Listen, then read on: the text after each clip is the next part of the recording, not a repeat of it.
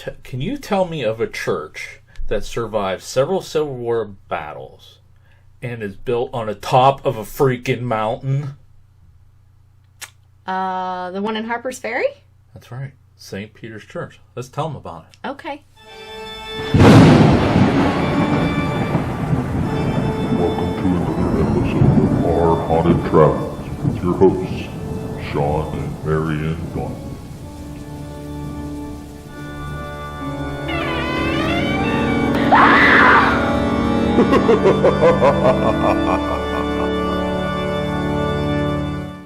Hello, Parapeeps, and welcome to another episode of Our Haunted Travels. I'm your host, Sean Donnelly. And I'm your co-host, Marianne Donnelly. That's right. Today we are talking about St. Peter's Roman Catholic Church.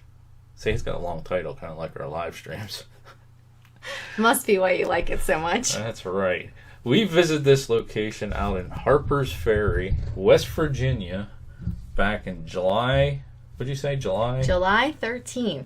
July 13th of 2017. Right. Last summer. Yes. Yeah. Mm-hmm. All right. So this is Panic D number 1875. And it's located at 110 Church Street. Shocker. Harpers Ferry, West Virginia. And it is open to the public. It is still an active church. Yes. Not quite as active as it used to be, but it still is open and providing services. Yeah. We come to know this church because this is where the Harpers Ferry ghost tour begins. And ends. And ends. And what I said in the beginning about built on top of a mountain, Harpers Ferry is, depending on where you live, mountains could be huge, but, it's built on a hill. So not only do you have to walk down for the ghost tour, but you also have to walk back up again. Yeah. That was kind of rough. That was a rough little hike. So. But you made it. I did make it. Twice, actually. Because we went up there waiting for the ghost tour, and then we walked back down, and then when we got there, it was like, is there going to be a lot of walking? He's like, yep. I'm like, oh. Yeah, and actually at the time, both you and I had knee problems. Yeah. And didn't have my knee brace. No. So, hey, before we talk any more about this, let's show you some of the history and come back afterwards and we'll tell you about some of our experiences. So watch this. We'll be right back.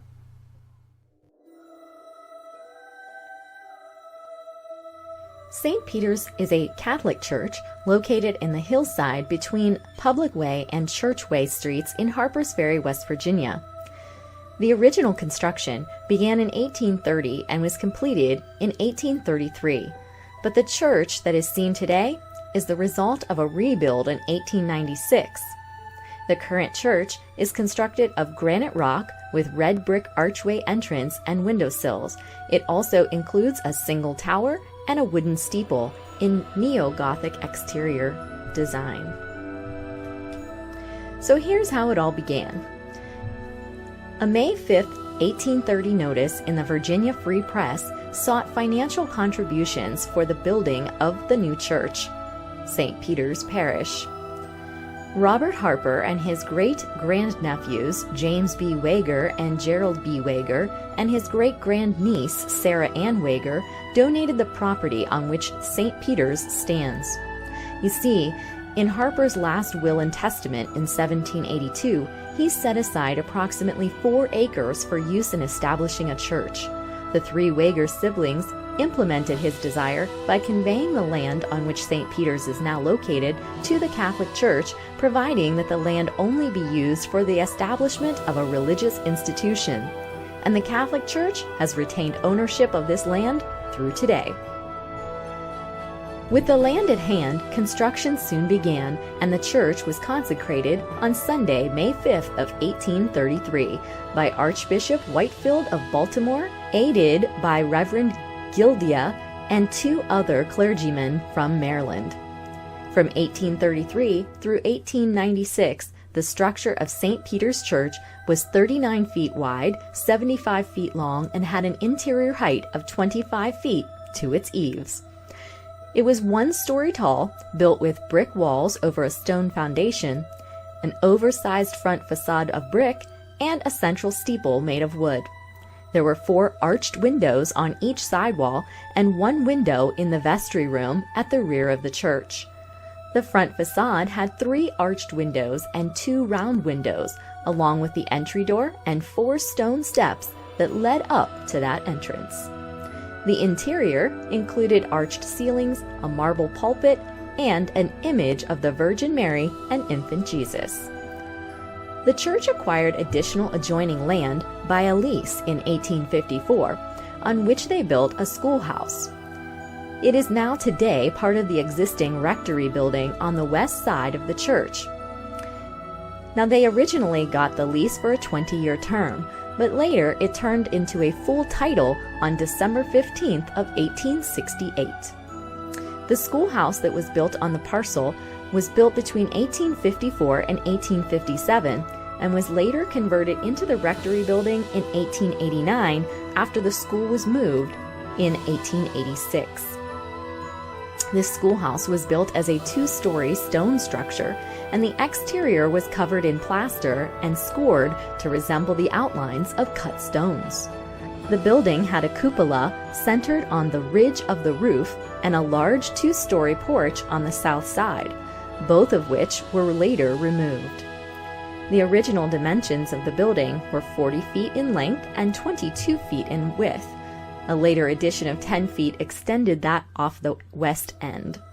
This addition is evident by the existence of an original exterior bearing wall, which is 24 inches thick and is made of stone, located just 10 feet inside the current west facade.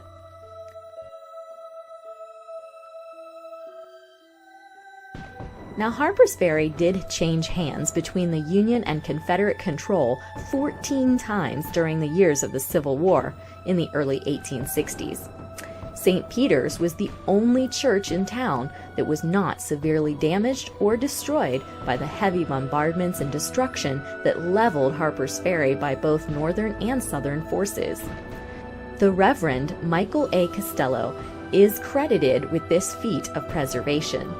He became pastor of St. Peter's in 1857 and was in his late 20s during the war. Rather than accept an invitation from Bishop McGill to travel to Ireland during the war, he stayed at the church throughout the hostilities and even during severe artillery bombardments from surrounding heights. During the war, he reportedly raised a Union Jack flag over the church. This dissuaded the Confederate artillery from aiming their guns at it, as Confederate forces viewed Britain as a potential ally. In June and July of 1863 and July of 1864, many of the buildings were damaged in the course of various skirmishes. Remarkably, though, all the bombardments missed St. Peter's, and the undamaged St. Peter's Church and the schoolhouse were then used as makeshift hospitals, and Father Costello held services and administered sacraments as much as possible throughout the war's duration. As a short aside note, Father Costello also had witnessed the dramatic events of the famous John Brown's 1859 raid on Harpers Ferry, and after one of the Harpers Ferry residents was shot by a member of Brown's group, he was summoned to give last rites to the dying man. Later, after the United States Marines stormed the Armory firehouse in which Brown and his group had barricaded themselves, Father Costello was summoned to give last rites to 2 wounded soldiers, one of whom did die, and even later he visited Brown in his jail cell in Charlestown. 1877 brought on a few renovations for the church. It received a new altar made by artisan Mr. Vilwig of Winchester, Virginia, and it was documented in newspapers of the time that the church received a fresh coat of paint in 1877 as well. A timber-framed bell tower was added to the grounds in approximately 1880, which served the church until a year or two after completion of the 1896 church renovations, which added a new stone bell tower to the southeast corner of the church. New frescoes were added for the Christmas of 1881, and a new pipe organ was installed in 1882. In 1890, an earlier bell weighing 400 pounds was replaced with a new bell that weighed 1,400 pounds. The new bell, made by the McShane firm of Baltimore, was 3 feet 6 inches tall and cost $430. The last Mass service in the original church building was held on July 2nd of 1896, and the structure was then replaced by the current neo-Gothic structure, built with granite walls and red stone trim. Those materials, though, were not native to the Harpers Ferry area. They were actually brought in for this project.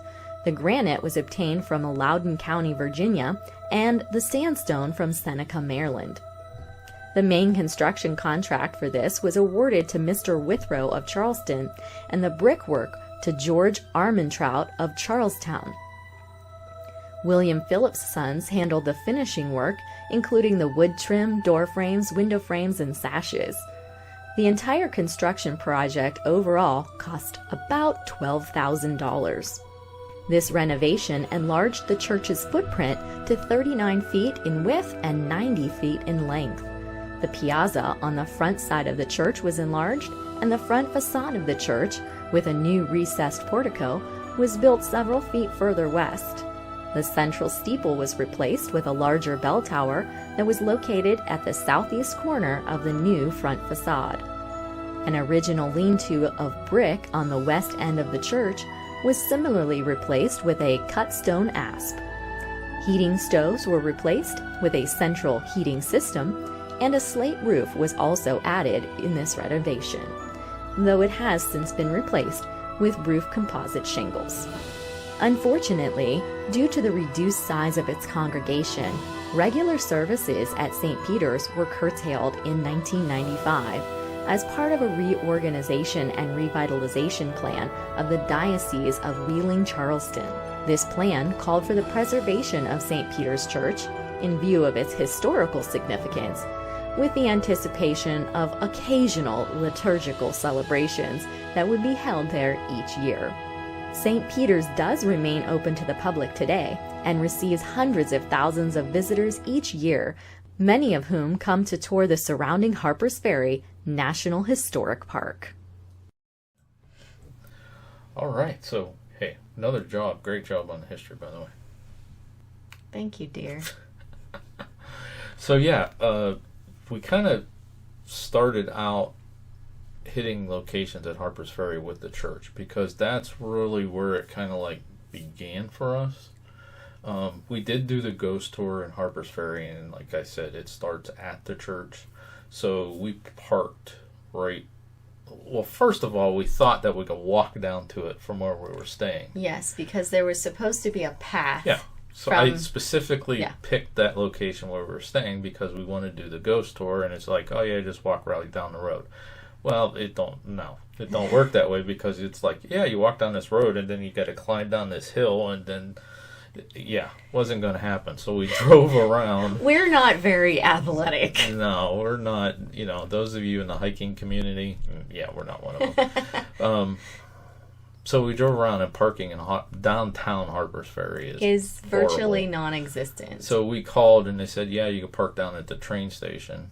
Well, we drove down, and the train station was actually farther than when we were staying. So we kind of parked in the parking lot of the church, and I guess you're not supposed to park there. But we did anyways. There's like 5 parking spaces there. And yeah, there was nothing going on the night we were there. So they said that if something was going on, the car could be towed, but there was nothing going on. So, yeah, it is what it is. But, so the ghost tour started right there in the beginning of the church, or the archway of the church, which is one of the claims were. But, which, by the way, for the paranormal claims and stuff, we did the ghost stories and folklore for St. Peter's Church, and I'll put a link to that right here. Ding! That covers 2 of the claims that are there. One of them being that archway where the ghost tour begins. Mm-hmm. Have some claims there. People seeing glowing lights and hearing.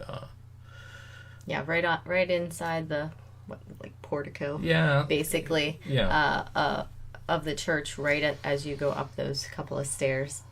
That's where they do sit you and give you the rules and the lay of the land for the tour. And so the claims there at that spot is the archway. Some people report late at night that it glows. There's a glowing or an orb or something. And also they either hear or record the EVP of a soldier saying, "Thank God I'm saved," because there was a soldier that was carried across the threshold and he died, unfortunately, right there. So those are the two claims that we're aware of. We found some more, and then we found some other stuff Marianne did that kind of like debunked them, so we're not putting those in, but you'll find more out there. The second one is of a priest. Now you found something different than what I found for the ghost stories and folklore. You found that the priest is reading a book. Yes, that he's walking along the path reading a book, which would probably be a Bible, which would be my guesstimation. And it's kind of interesting because, like in the history, you mentioned that Father Costello walked down from the church, which would be that path, down to give last rites. So what if that's like a residual? Could very well of seeing be. him gathering him stuff. You always see that with ministers and priests and stuff before they're getting ready to do something. They're kind of making sure they have the right stuff and they're on the right page. Right. It's a theory. Hey, let us know your if you watch the ghost stories and folklore, just listen to the history. What's your theory? Leave it in the comments, because this is what we love doing, is piecing these things together. Yeah. That could be him. It's possible. But yes, even during the ghost tour, when they tell you, okay, they sometimes would see, a person walking down here. They think he's dressed in, priestly garbs. You automatically, at least I did, thought, oh, it's Father Costello. Yeah. But this would, tie it a little bit more closely together. Yeah. Pretty amazing that the building survived all those battles. And if he would have went back to Ireland. Right. He was born in Ireland. And funny enough, I don't know if you found this in your research, but he was born the same year that the original church here was built, 1833. Wow. He was actually born that year. Yeah, I did see that, because in the Ghost Stories and Folklore I put his birth year. Okay. Yeah, so I found it interesting that, he was brought to that church. But you mentioned in the history that he got, I don't know if you call it orders or whatever, but he had something to go back to Ireland because of the Civil War. He had the ability. Yeah, the invitation. The invitation, yeah. And he decided to stay there and protect the church. So, yeah. If he would have left, probably wouldn't have been there, because there's photos, and I think we'll put them in the history and everywhere, of all the buildings and trees and everything all right around that church is gone. Yeah. But the church is there. Yeah. So he saved that structure. Yes, that's what they attribute it to, is that he was, very instrumental in flying the flag and making sure that, everybody decided, hey, this is probably not the building to do that to. And it's the only church, by the way, in Harpers Ferry that did withstand the battles. Yeah. All of the other churches did succumb to the battle damage. So, like I said, this is like the first location in Harpers Ferry. We have several others that have paranormal claims, like Jefferson's Rock and that path. I think it's the path leading to Jefferson's Rock. There's claims there. The Wax Museum. For those of you who watched the paranormal shows like Paranormal Lockdown, they talked about the James Brown Wax Museum. Was it Paranormal Lockdown, or was it the special that they did on Shepherdstown? Was it called Paranormal Lockdown for that one? You're right. Shepherdstown special for Harpers Ferry. Yeah, it's the same people, but I think it was a different branding of the show. I forget the lady's name. Cat. Yeah. Actually, we were there the weekend that aired. Yes. We were there, and we didn't do that on purpose, but that was kind of interesting because we were scurrying while we were traveling to try to get it on the internet or something to watch it, right? Yeah, we did. I remember that. Yeah. So there's other locations too, so expect them to come out about Harpers Ferry. And we'll probably have to do something to talk about Harpers Ferry itself, but there's that whole place is just, whew. It's like another Gettysburg. Well, it's not as bad as Gettysburg. It's not, but it's not as a lot of battles, there's of a floods. lot of places in the town that have paranormal claims, but I don't think that the energy is like Gettysburg. I mean, the idea of so many locations in one area being having haunted claims, yes, but as far as the energy goes, I didn't really think. Well, we didn't really get to investigate that much. You had the recorders and stuff running during the ghost tour, but we didn't really get a chance to spend time because it is touristy. Number one, it's like a tourist place, but number two, it's a national park. Right, that's what I was going to say. It's a national park, and they don't. Almost all the buildings there are owned by the National Park Service, and they are not into promoting the paranormal. So you're not really allowed in any of those buildings for investigations or anything like that. So, in fact, when we did this location on the Beyond the Edge Radio, we did the whole town. We did, and.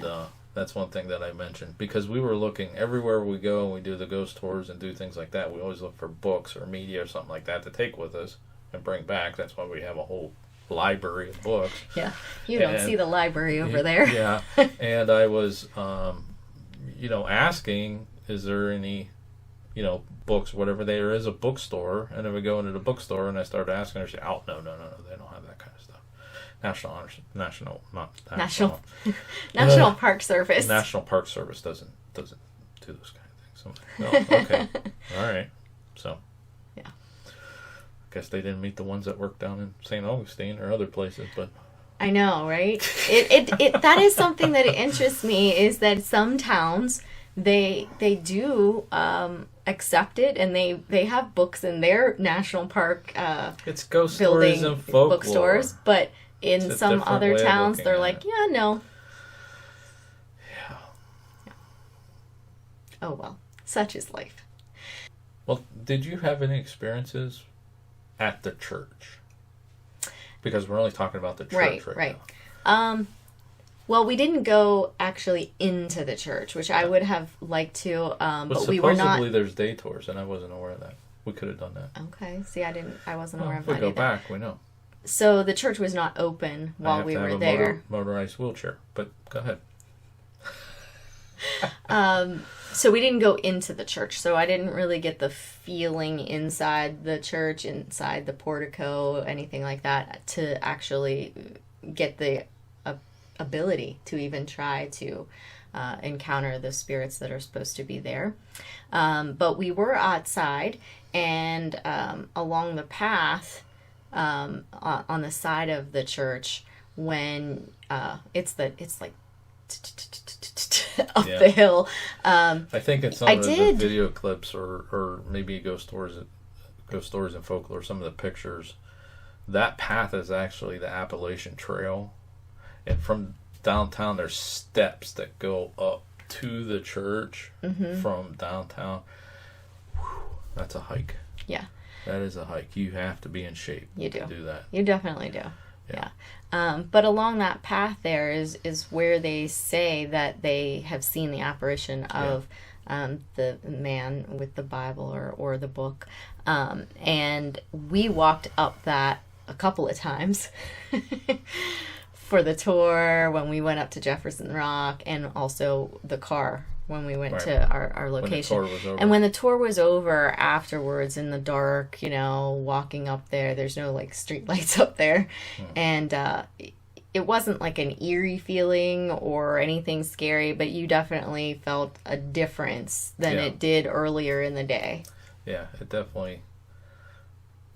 So I didn't see anything, but you could definitely feel a difference. Something was a little bit off. And that's another thing, too, is that tour was over. It was dark out. And since it's like a national park, like kind of where we stayed was a national park, and it's kind of like an outdoor museum, so to speak. It was like 8 o'clock. The whole place just like shut down. Like there was nobody.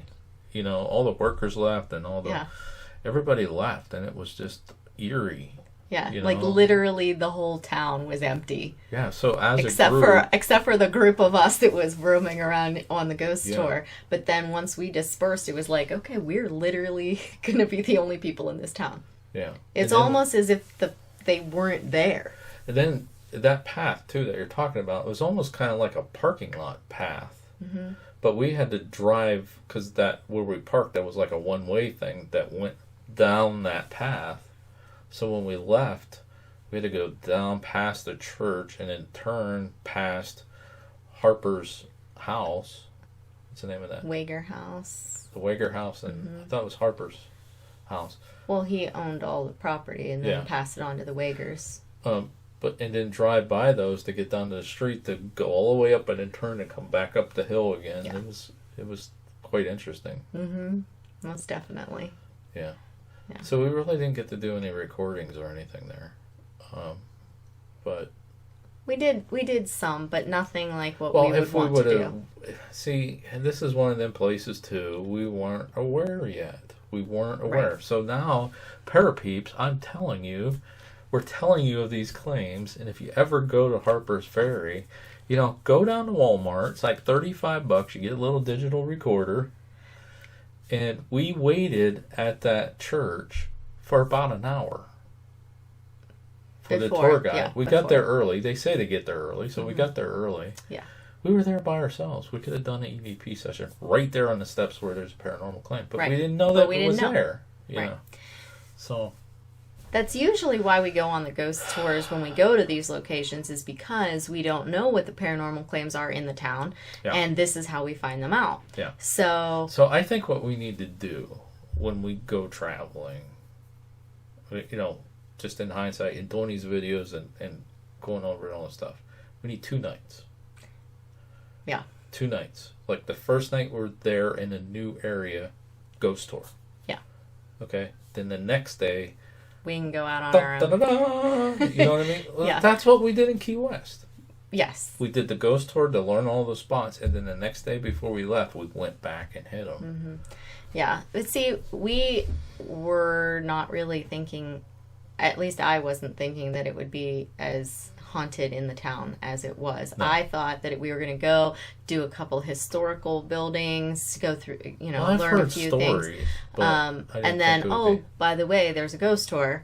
I didn't really think there was going to be that much that we would have to go back to. And so we didn't really leave ourselves enough time for Harpers Ferry. It was just a stopping spot. On another journey. Yeah. So just Harpers Ferry alone. And I'll let it go because we're talking about the church. You got 1, 2, 3, 4, 5, 6, I think 7 or 8 different locations that's in Harpers Ferry. I would say that it's at least that. Yeah. Easy. Yeah. And some of these, I don't know how we're going to do these. You know, we stretched out the church, you know, this week. I don't know if we should group them together. Hey, you let us know. You're a Parapeeps. How do you want us to do it? Do you want us to group together the rest of Harpers Ferry for 1 week of our shows in the future? Or do you want them all to be individually? Leave your comments down below. Let us know. We can do it either way. Mm-hmm. Yeah, we've done it together, as you mentioned, for our Haunted Spotlight on Beyond the Edge Radio. Yeah. So it clearly can be done. We just have to squish a few more things in there. Not a problem. Yeah. Or we could do them individually and dig up some more dirt. Absolutely. No pun intended. Speaking of dirt. Oh, speaking of dirt. The church actually doesn't have much dirt. It's built on a rock. Exactly. They tried to do an archaeological dig. They actually did do an archaeological dig there, and they found that it's only, you know, about a foot deep in dirt in that area, and then it's literally a rock ledge. Yeah. And even down inside of the basement of the Probably why school it's so building strong. portion, The whole foundation's that hill. it has part of the rock invading. You know, that's a funny thing that you should mention that, because now let's think about this. All these older structures that we've been to that are still standing. Stanley Hotel, that same way too. This. The mill, Lanterman's Mill. There's been several buildings that we've been to that are still standing from, almost 200-year-old buildings, if not older, that have rock in the basements. Yeah. Which, by the way, is another conduit. If it's limestone, which in most cases it is around us, it's a conduit. There you go. So we've been neglecting this in the last couple location videos, so let's put it here. Why, that's a given, but why do you think this location is haunted?